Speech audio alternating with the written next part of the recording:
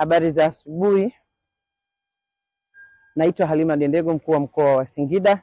Ninamshukuru Mungu, Singida leo tumeamka salama na tumekuja kutekeleza wajibu wetu wa kupiga kura. Na mpaka dakika hii nimeshapiga kura. Kituo kiko vizuri, kimeratibiwa vizuri. Sijapata usumbufu wowote. Kidole changu ni hiki kama mnavyokiona, na kitambulisho hiki hapa ni kile cha kupigia kura, hakijapotea. Kwa hiyo kubwa, namuomba Mwenyezi Mungu hii siku iendelee kuwa njema hivi, iendelee kuwa tulivu, wananchi wa mkoa wa Singida watekeleze wajibu wao wa kupiga kura. Na nashukuru sana Mwenyezi Mungu hatukulala usiku wa leo, kwa sababu zoezi tumelianza jana kwa maana ya kuweka mazingira ya vituo vizuri, lakini mpaka kuna kucha tumekucha salama. Hakuna jambo lolote la kuweza kuatisha wananchi wasiweze kupiga kura. Na ninawashukuru kwa sababu utulivu huu wanauleta wao, baada ya wao kuwaelewesha na wameelewa na wameamka, kwa kweli wanaenda